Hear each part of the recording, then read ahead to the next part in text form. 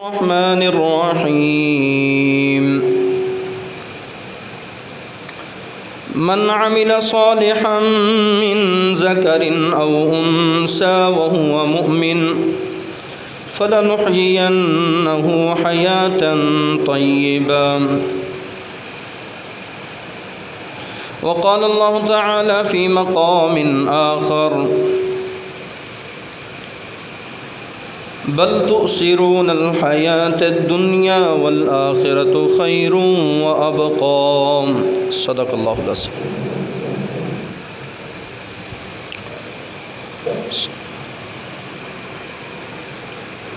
ہمہ قسم کی تعریف، تسبیح و تقدیس اللہ خالق و مالک کے لیے ہے، جس خالق نے جینے کے لیے چند سانسیں عطا کی ہیں.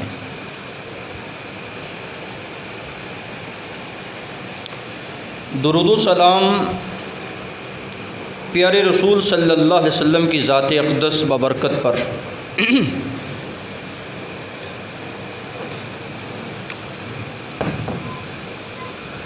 آج کا مختصر وقت ہے اور اس مختصر وقت میں 40 سالہ، 50 سالہ اور 60 سالہ زندگی جو اللہ تعالیٰ نے ہمیں عطا کی ہے، اس کو ہم نے کیسے گزارنا ہے. زندگی ایسے گزاریں کہ زندگی سے لطف آئے، جینے کا مزہ آئے کہ بندہ جی رہا ہے. زندگی اصل اسی کی ہے جس کو اللہ رب العزت نے اپنی بندگی کے لیے چن لیا ہے. بے بندگی زندگی شرمندگی ہے. مالک ارض و سما نے انسان کو اپنی عبادت کے لیے پیدا کیا ہے، اور اس کو دنیا میں آنے کے جو اللہ رب العزت نے مقصد بیان کیے ہیں اس پر کڑی نگاہ رکھنی چاہیے کہ میرا دنیا میں آنے کا مقصد کیا ہے.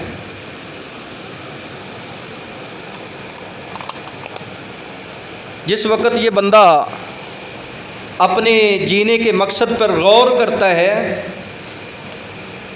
تو اس کو یہ بات سمجھ آتی ہے، وَمَا خَلَقْتُ الْجِنَّ وَالْإِنسَ إِلَّا لِيَعْبُدُونَ. اللہ رب العزت نے جنوں اور انسانوں کو صرف اور صرف اپنی عبادت کے لیے پیدا کیا ہے، اور یہ عبادت جو ہے یہ پوری زندگی کے لیے ہے.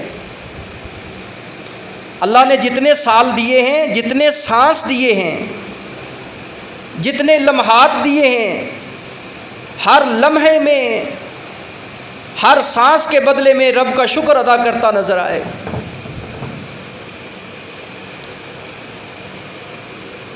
الذی خلق الموت والحیاۃ لیبلوکم ایکم احسن عملا. مالک نے آپ سے مقدار نہیں مانگی کہ آپ اتنی مقدار میں عمل لے کے آئیں.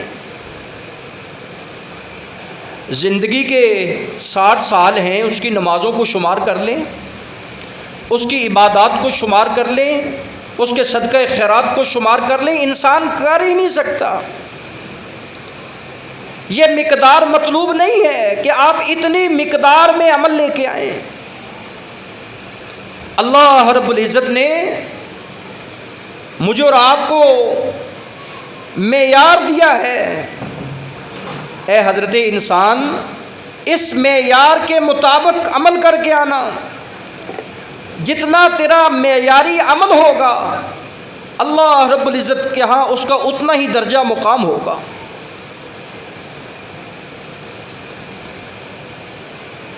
مومن کی زندگی میں دنیا داری نہیں ہونی چاہیے.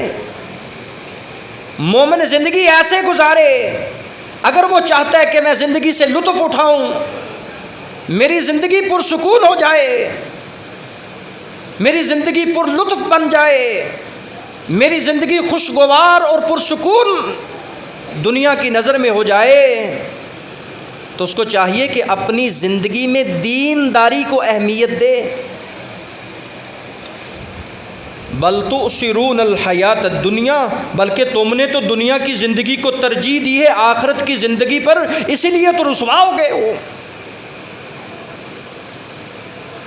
کامیاب ہوئے جنہوں نے تزکیہ نفس کیا، ذکر کیا اللہ کا، نمازیں پڑھی، نام اس رب کا لیا جس نے جینے کے لیے چند سانسیں دی تھی. قد افلح من تزکا وذکر اسم ربہ فصلی بل تؤثرون الحیات الدنیا والآخرۃ خیر وابقی. آپ نے یہ چند سانسیں، چند سال آخرت کے مقابلے میں بالکل جو معمولی اور تھوڑے ہیں، ان کو ان پر ترجیح دی ہے. آج اس لیے جب جدھر دیکھتے ہیں ادھر ہی مسلمان بے قرار ہے، بے سکون ہے. جس سے پوچھ لو وہ کہتے ہیں زندگی میں چین نہیں ہے، زندگی خوشگوار نہیں ہے، زندگی میں جیسے خوشحالی ہونی چاہیے ویسے نہیں ہے. اضطراب، یہ قلق، یہ بے سکونیاں کیوں ہیں؟ اس لیے کہ ہم نے اس زندگی کو دینداری کی طرف لانا تھا، ہم دنیا داری کی طرف لے چکے.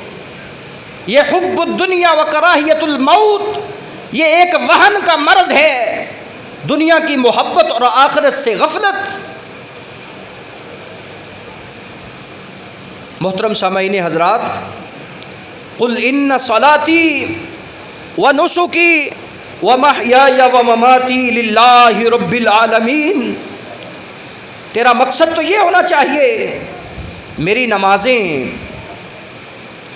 میری قربانی، میرا جینا یہ ایک مہینے ایک دن کے لیے نہیں ہے. محیایا، میری پوری زندگی جو میں نے جینا ہے، جس میں میں نے چند سانسیں لینی ہیں، وہ محیایا، اس جینے میں صرف جینا اسی بات میں ہے کہ اللہ میں تیرے لیے جی رہا ہوں. میری زندگی اسی بات میں ہے کہ میں تیرے لیے جیوں. میرا مرنا للہ رب العالمین، اللہ رب العالمین کے لیے ہونا چاہیے. یہ زندگی ہے. اور جنہوں نے ایسے زندگی گزاری انہوں نے یقیناً زندگی سے لطف اٹھایا ہے. ان کی زندگی میں کوئی پشیمانی نہیں تھی کہ ہم کیا کر کے. اللہ رب العزت نے انہیں حسن خاتمہ سے، ایمان سے، قرآن سے، اسلام کی دولت سے مالا مال فرمایا ہے. مجھے حیرت ہوتی ہے مسلمانوں کو یہ کہتے ہوئے دیکھتے ہوئے. کل میں نے ایک سوشل میڈیا پہ بھٹی صاحب کے پیج پہ یہ گردش کرتا ہوا ایک پیج دیکھا، اور میں یہ آپ کو سنائی دیتا ہوں. دنیا میں اللہ رب العزت نے ہمیں اسلام دیا ہے، اور یہ زندگی گزارنے کا بہترین سنہرا اصول ہے، یہ مکمل ضابطہ حیات ہے. اگر آپ چاہتے ہیں کہ ہم زندگی سے محظوظ ہوں، لطف اندوز ہوں، ہمیں کسی قسم کی کوئی پریشانی نہ ہو، تو پھر اسلام کے سنہرے اصولوں کے مطابق زندگی گزاریے. المیہ کیا ہے؟ اسلام میں معاشرے اور ریاست کے قوانین پر عمل کرنے والے وہ ہیں. اسلام میں معاشرے اور ریاست کے قوانین پر عمل کرنے والے وہ ہیں جن کے پاس کوئی اتنے زیادہ مولوی نہیں ہے، جن کے پاس اتنے زیادہ خطیب نہیں ہیں، جن کے پاس کوئی مقرر نہیں ہے، بلکہ وہ ہیں جنہیں ہم لبرلزم کہتے ہیں، اسلام سے دور کہتے ہیں، لیکن ریاستی امور پر وہ اتنے مضبوط، اپنے قانون پر اتنے وہ پکے ہیں کہ دنیا کی ایک سروے کے مطابق ایک پروفیسر تحقیق کرتا ہے اور کہتا ہے دنیا میں سب سے زیادہ اگر کوئی قوانین اور معاشرے پر عمل کرنے والا کوئی ملک اس دنیا میں پایا جاتا ہے تو وہ نیوزی لینڈ ہے. محترم سامعین حضرات، ہم اسلامی ملک کے باشندے ہیں، اسلامی ملک میں رہنے والے، جن کو اللہ رب العزت نے اسلام، قرآن اور اسلامی معاشرہ، اسلامی خاندان، رہنے کے لیے اچھی جگہ، عبادت کے لیے مسجدیں، خطیبوں کے خطاب، واعظوں کے واعظ، نصیحتیں کرنے والوں کی بے شمار مبلغ مقرر یہاں موجود ہیں، لیکن اسلامی قوانین پر عمل کرنے والے آپ کو آٹے میں نمک کے برابر نظر آئیں گے۔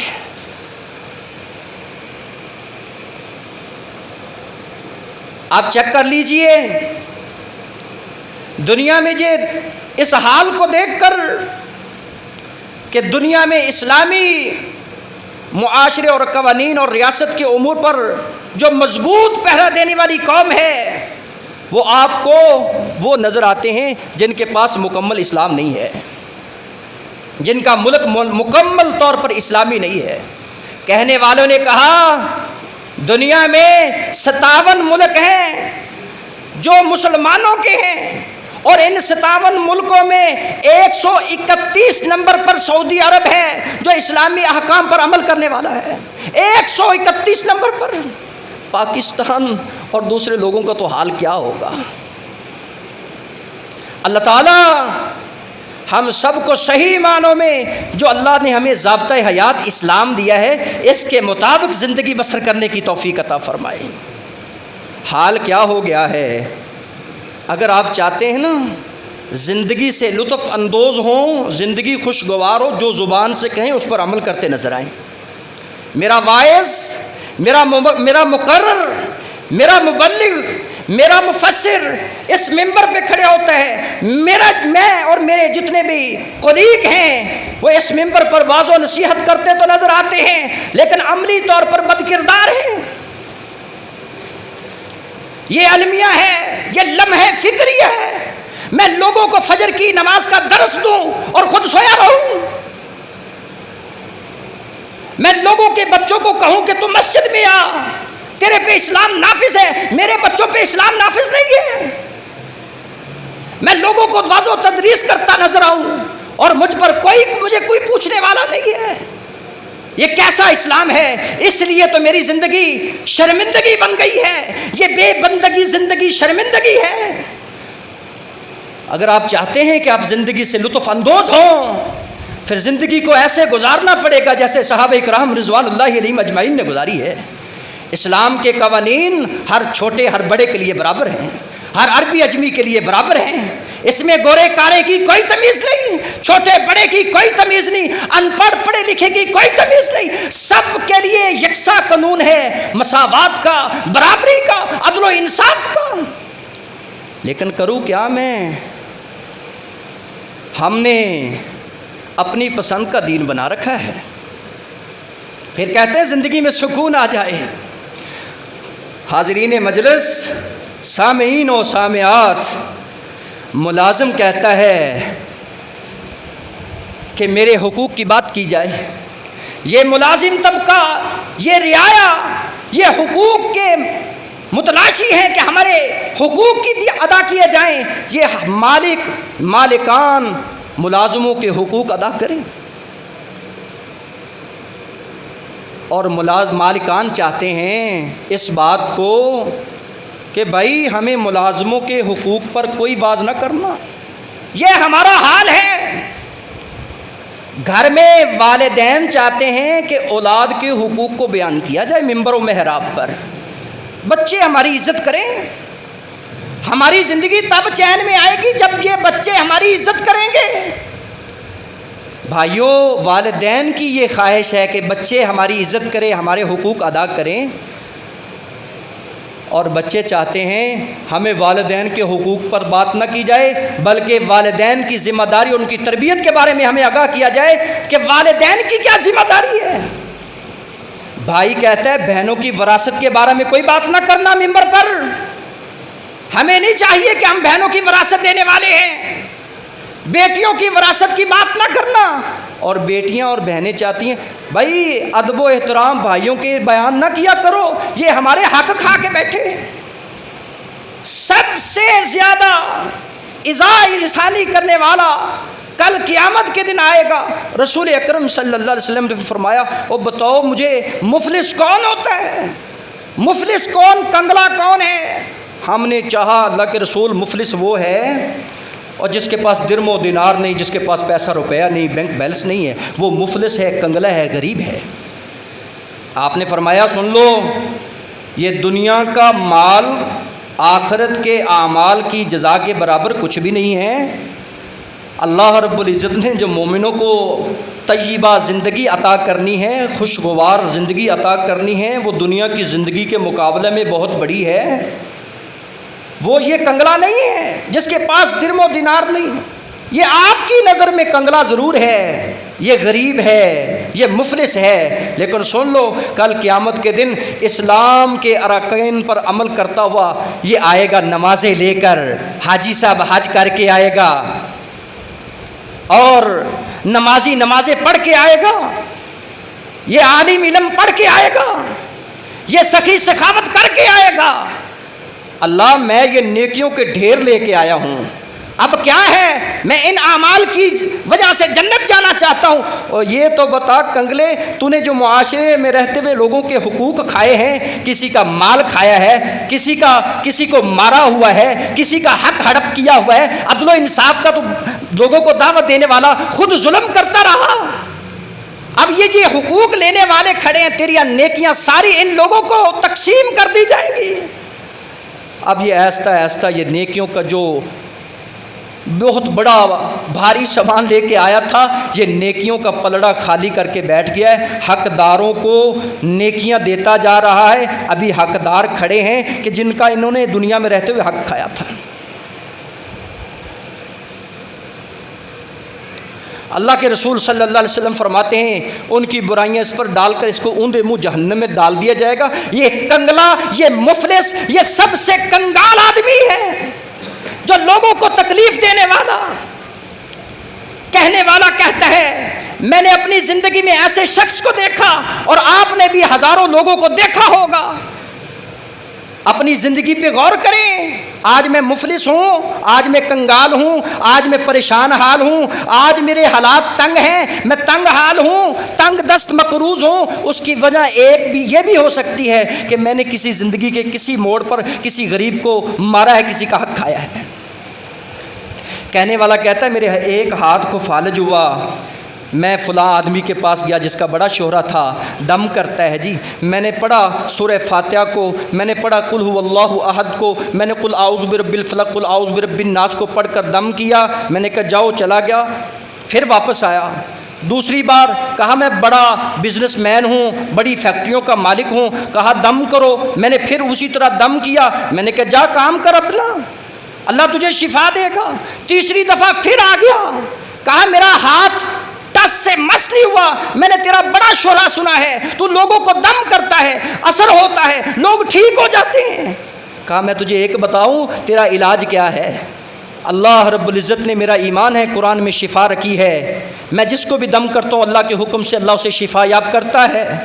لیکن سن، اپنی زندگی کے کسی موڑ پہ نظر دوڑا، اپنی ماضی کے اوراق کو چیک کر، کہتا ہے تو نے کسی یتیم کا، کسی غریب کا حق کھایا ہے، اسی وجہ سے تیرا آج اللہ رب العزت نے ہاتھ مفلوج کر دیا ہے، فالج ہو گیا ہے تجھے۔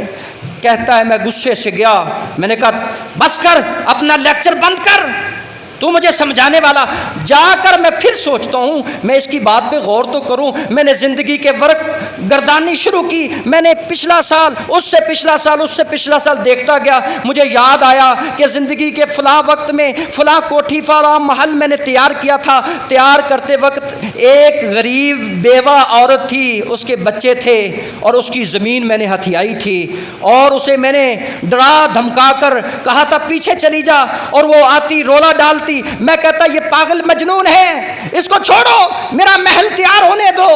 وہ تیار ہو گیا ہے، وہ بے بسی کے عالم میں پتہ نہیں کہاں گم ہو گئی ہے، اس کی اس کی صدا اللہ رب العزت نے سن لی ہے، جس کی وجہ سے آج دنیا میں دینا دے رہا ہوں۔ میری آنکھ تو سو جاتی ہے لیکن غریب کی آنکھ سوتی نہیں، اور جو غریب اللہ رب العزت کو پکار رہا ہوتا ہے اس درد کے عالم میں، وہ رب بھی نہیں سوتا، اس بے قرار کو قرار دینے والا، اس بے سکون کو سکون دینے والا ہے۔ بھائیو، آج میں اگر پریشان ہوں، زندگی سے صحیح طرح لطف اندوز نہیں ہو رہا، تو اس کی یہ بھی وجہ ہے کہ ہم زندگی میں عبادتیں تو کرتے ہیں لیکن ساتھ ساتھ لوگوں کا حق بھی ہڑپ کرتے ہیں، والدین کے حقوق کھا جاتے ہیں، بہن بھائیوں اور صلہ رحمی کے حقوق، رشتہ داروں کے حقوق سلب کر جاتے ہیں، اولاد کے حقوق، اسلام کے حقوق، قرآن اور مساجد کے حقوق ہڑپ کر جاتے ہیں، جس کی وجہ سے ہم لوگ پریشان نظر آتے ہیں۔ کہنے والا کہتا ہے مسلمانوں کا یہ حال بنا ہوا ہے، بڑے پھرتے ہیں عبادت گزار۔ کہتا ہے چینی میرے پاس چائنا میں آیا ہے، اور چائنا میں یہ تاجر پاکستان سے آیا ہے، اور کہتا ہے آپ 2 نمبر چیزیں تیار کر کے دو مجھے کم پیسوں میں مشہور کمپنی کا لیبل اس کے اوپر لگایا جاتا ہے کہ یہ فلاں کمپنی کا برانڈ ہے جی، بڑا زور و شور سے بک رہا ہے، سیل ہو رہا ہے۔ چینی کہتے ہیں بھائیو آؤ ہمارے ساتھ کھانا کھاتے ہیں، آپ نے بڑا پیسہ ہمیں بٹا دیا ہے۔ نہیں نہیں نہیں، میں نے نہیں کھانا، آپ کتے کھانے والی قوم ہے، آپ کا کھانا حرام ہے۔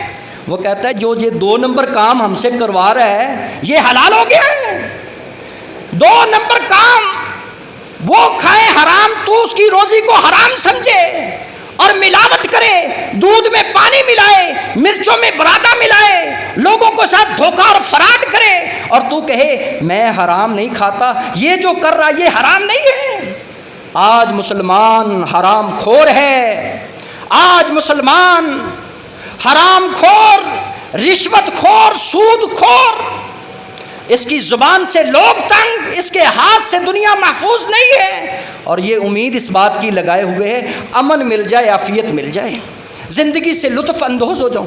زندگی سے لطف اندوز ہونا چاہتے ہو تو سنو، حال الناس عرفتم اللہ فلم تؤدوا حقہ، تم اللہ کو تو جانتے ہو کہ اللہ ہمارا ہے، لیکن تم اس کے حق ادا نہیں کرتے۔ اللہ کی کتاب کو تم روزانہ پڑھتے ہو، لیکن اس کتاب کو پڑھنے کے باوجود اس پر عمل نہیں کرتے، اپنے ہاتھوں سے مردوں کو دفناتے ہو لیکن ان سے عبرت حاصل نہیں کرتے، موت کو حق سمجھتے ہو، موت کو حق جاننے کے باوجود موت کی تیاری نہیں کرتے، اس لیے تو ہم بے قرار بے سکون ہیں، زندگی سے لطف اٹھ گیا ہے۔ وَأَحْسِنُوا إِنَّ اللَّهَ يُحِبُّ الْمُحْسِنِينَ، اگر آپ چاہتے ہیں کہ حقیقت میں ہم خوشگوار زندگی گزاریں تو پھر نیکیاں کرو، نیکیوں میں دوڑ لگا دو۔ ان اللہ، بے شک میرا اللہ، یحب المحسنین، محسنین کو پسند کرتا ہے۔ وقولوا للناس حسنا، لوگوں سے بات کرو بڑے احسن انداز سے بات کیا کر، اور جو بات کیا کر اس پر عمل کیا کر۔ یا ایھا الذین آمنوا، اللہ مجھے کہہ رہا ہے، اللہ ہر مبلغ اور مقرر کو کہہ رہا ہے، ہر ممبر پر بولنے والے کو کہہ رہا ہے، یا ایھا الذین آمنوا لم تقولون ما لا تفعلون، وہ بات کرتا کیوں ہے جس پر تو عمل نہیں کرتا؟ لوگوں کو مصلی پر کہتا کیا ہے، کرتا کیا ہے؟ لوگ تیرا تعامل دیکھتے ہیں، ترجیحات کا زمانہ ہے، اور لوگ عمل کو دیکھتے ہیں۔ زبانوں سے آج تاثیر کیوں ختم ہے؟ واعظ و نصیحت کرنے والے بڑے ہیں، بڑے بڑے مبلغ بڑے ہیں، ایسے ایسی باتیں کرتے ہیں دل کرتا سنتے رہیں، لیکن کیا وجہ ہے کہ لوگ بے عمل، بد کردار ہیں، جسمانی طور پر بہت خوب موٹے تازے ہیں لیکن روحانی طور پر بیمار ہیں۔ اس کی وجہ یہی ہے کہ اتأمرون الناس بالبر وتنسون انفسکم، لوگوں کو تم نیکی کا حکم کرو اور اپنے آپ کو بھول جاؤ۔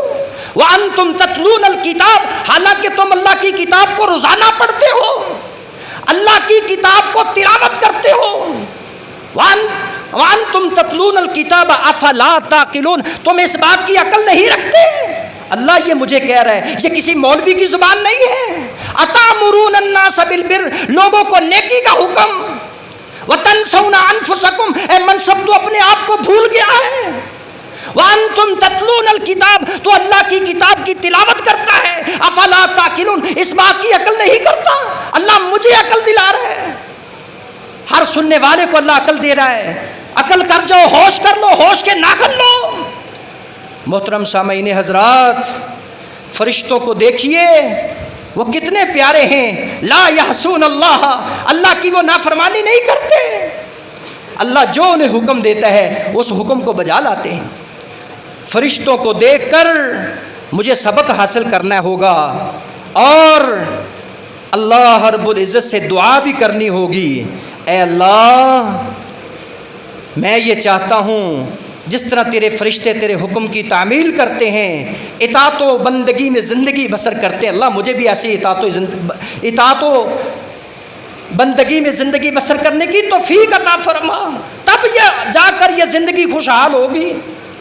کیا بنے گا یہ سوچنا چھوڑ دو، کیا ہوگا یہ بھی سوچنا چھوڑ دے، کب ہوگا یہ سوچنا چھوڑ دے، کیا ہوگا یہ سوچنا چھوڑ دے، بس اپنے دیے کو تلاش کر، اندھیرے اللہ ختم کر دے گا۔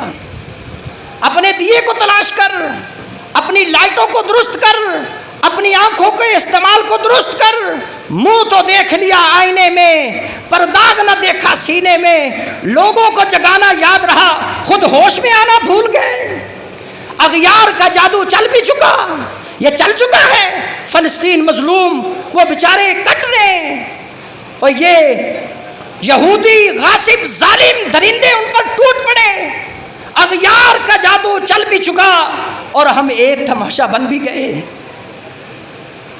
دل ایسا لگایا جینے میں مرنے کو مسلمان بھول گئے، دل ایسا لگایا جینے میں کہ مرنے کو مسلمان بھول گئے، منہ تو دیکھ لیا آئینے میں پر داغ نہ دیکھا سینے میں۔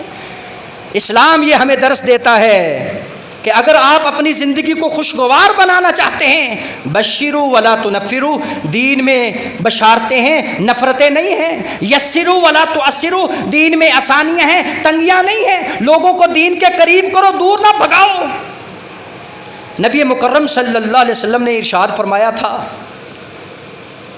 صاحب کو کہا، امام کو کہا تو نماز پڑھاتا ہے تو ذرا خیال رکھنا، تخفیف کرنا، تیرے پیچھے مریض بھی کھڑے ہیں، تیرے پیچھے بوڑھے بھی کھڑے ہیں، تیرے پیچھے بچے بھی ہیں، تیرے پیچھے مسافر بھی کھڑے ہیں، ذرا خیال رکھنا، دین میں اتنی مشقت نہیں ہے، لا یکلف اللہ نفسا الا وسعہا، زندگی میں اللہ کسی جان کو مکلف تکلیف نہیں دینا چاہتے، جب اللہ تکلیف نہیں دینا چاہتے تو میں کیوں کسی کو تکلیف میں ڈالوں؟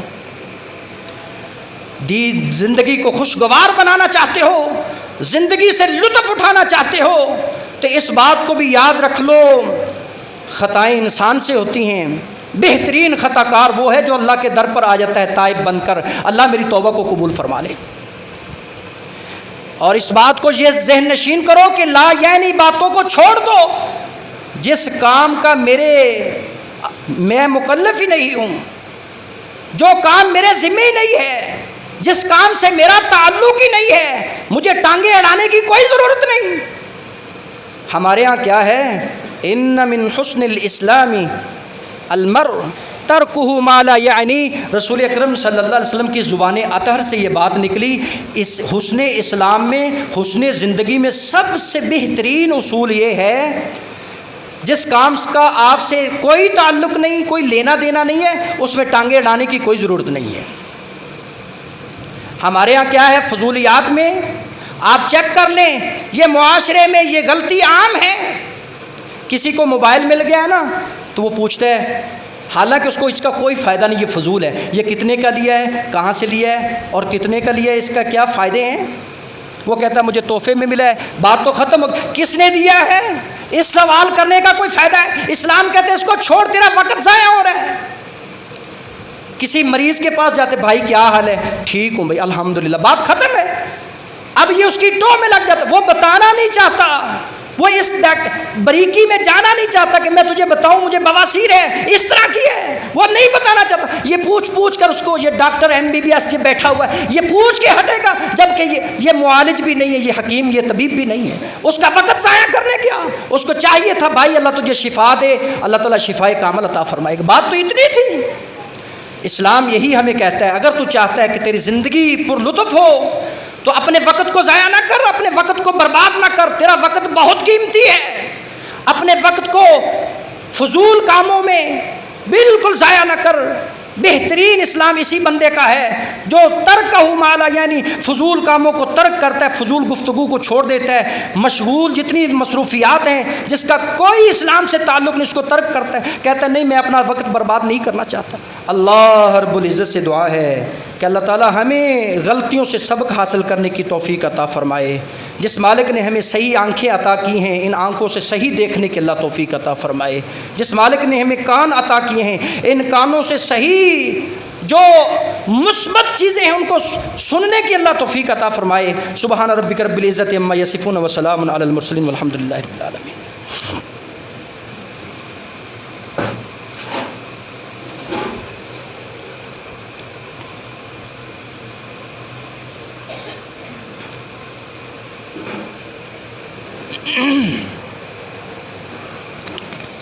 الحمد للہ نحمدہ ونستعینہ ونستغفرہ ونعوذ باللہ من شرور انفسنا ومن سیئات اعمالنا من یہدہ اللہ فلا مضل لہ ومن یضلل فلا ہادی لہ ونشہد ان لا الہ الا اللہ وحدہ لا شریک لہ ونشہد ان محمدا عبدہ ورسولہ اما بعد فاعوذ باللہ من الشیطان الرجیم بسم اللہ الرحمن الرحیم من عمل صالحا من ذکر او انثى وهو مؤمن فلنحيينه حیاة طیبہ۔ سورہ نحل کی آیت نمبر 97 کے اندر اللہ رب العزت فرماتے ہیں جو تم میں سے مرد نیک عمل کرے، جو عورت نیک عمل کرے، مذکر ہو یا مؤنث ہو، وہو مومن وہ حقیقت میں اہل ایمان ہے، اور جتنے بھی ایماندار ہیں اللہ رب العزت نے ان کی زندگی کو خوشگوار بنایا ہے۔ جتنے بھی مسلمان اہل اسلام ہیں، اسلام کے اصولوں پر عمل کرنے والے ہیں، ان کی زندگی خوشگوار ہے، پر لطف ہے۔ جتنے بھی اسلام کی منہیات پر عمل کرتے ہیں ان کو چھوڑ دیتے ہیں، فضولیات کو ترک کرتے ہیں، ان کی زندگی بڑی پر لطف ہے اور مقاصد کے ساتھ جیتے ہیں کہ ہمارا جینا اللہ کی عبادت ہے، اور ریاست کے امور اور قوانین پر عمل پیرا ہوتے ہیں۔ اللہ رب العزت نے ان کو امن اور عافیت اور سلامتی سے نواز رکھا ہے۔ فَلَنُحْيِيَنَّهُ حَيَاةً طَيِّبَةً، اللہ رب العزت فرماتے ہیں میں انہیں حیات طیبہ عطا کرتا ہوں، اور کل قیامت کے دن انہیں ان کی جزا بھی دوں گا اور بہترین جزا ہے۔ اللہ رب العزت سیدھی سیدھی بات کرنے کی توفیق عطا فرمائے۔ سبحان ربک رب العزت عما یصفون وسلام علی المرسلین والحمد للہ رب